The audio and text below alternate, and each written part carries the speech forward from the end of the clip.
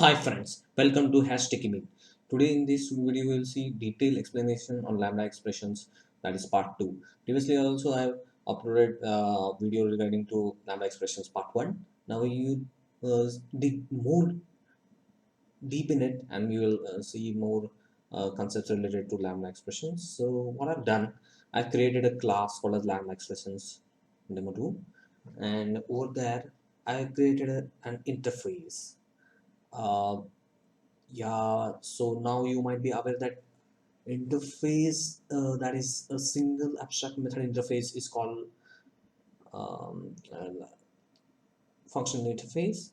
So over here I've created a functional interface now, and in that I've created a display method that is static, and a default method that is and all.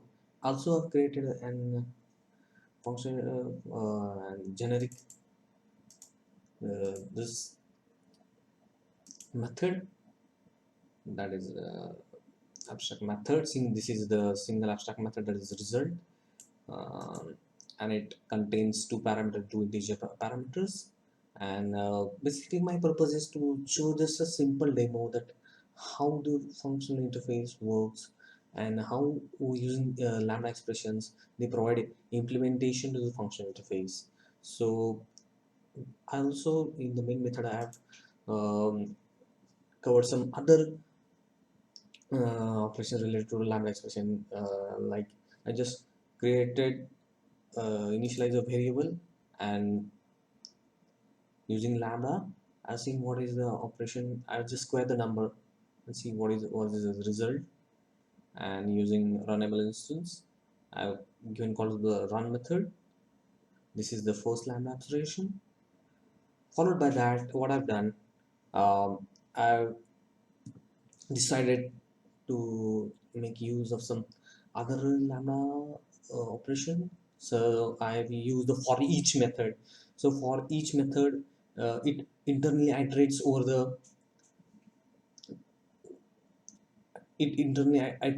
the collection, that is, it might be a list, a map or so. So over here I mean internal iteration is that using internal iterations, um, that is the specialty of lambda expression. So you can see I've created a list, and I've added numbers, and I have called the for each method over here. And using for each I've given a call to the system.out.println method. Now this is, and over here I can specify over here this is system.out, and using method reference, that is the two dots, this dot followed by this dot, I am giving call to the system.out.println. My purpose is to just I internally iterate through the list and print all the elements belonging to it. That's possible using the for each method. And using method reference to the system.out.println, I'm giving calls to the list elements to be printed. So that is my second lambda expressions. And followed by that I have the result of the third lambda operation, that is specifically I designed this interface for, and which includes the single abstract method interface as a result.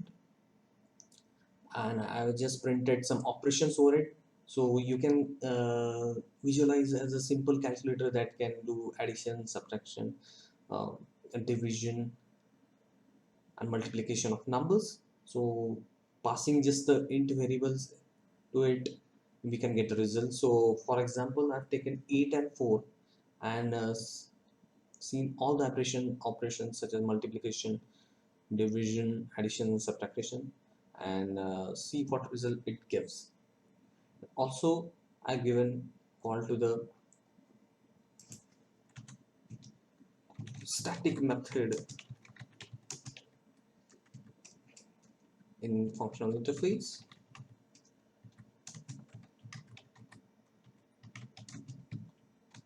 Operator demo.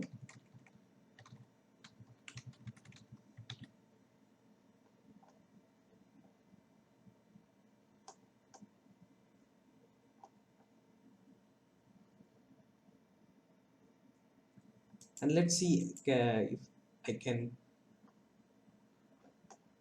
give call to the default method as well.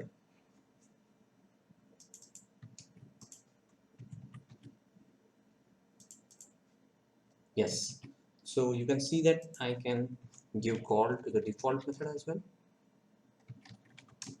Default method.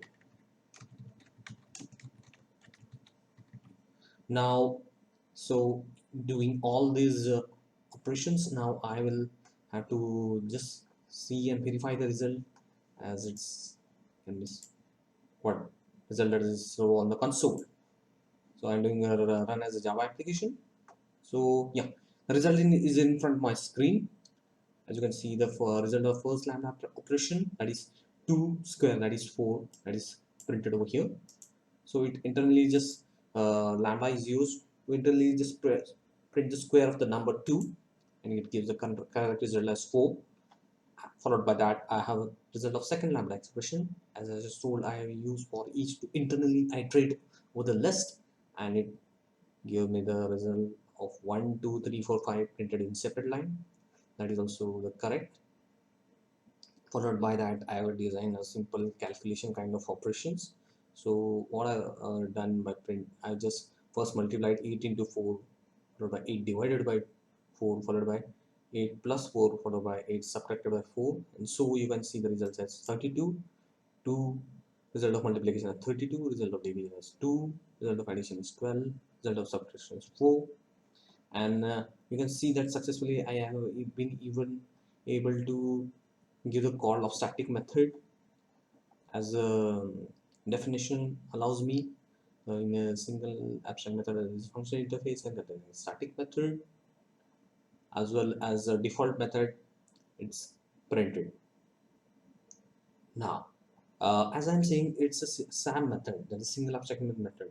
What if I try to add another some kind of abstract method in it, let's say int or I will take float for example purpose, calculation, and I will take two float variables over here.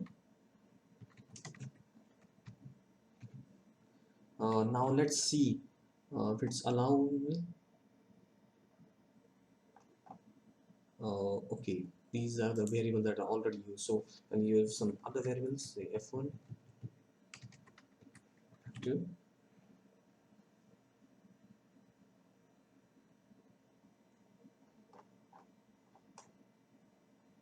Yeah, the compiler is complaining me now because the target type of this expression must be a functional interface. So it's one way of explanation, and you may also optionally declare it as functional interface. So at the time of declaration only, it will give you the compiler error.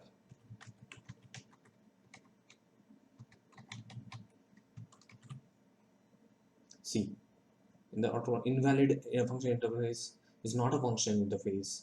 Lambda expressions demo.operation operator demo is not a functional interface. So it completely is not allowing me, because as per the definition, we can contain only a simple abstract method, that is the result that is already present. So you cannot add one more um, abstract method. So I have to necessarily delete this method.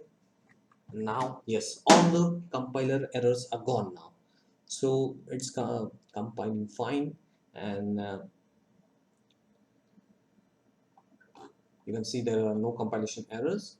So it's a good practice using functional interface. It's optional, but to avoid compilation time errors, you should use the functional interface annotation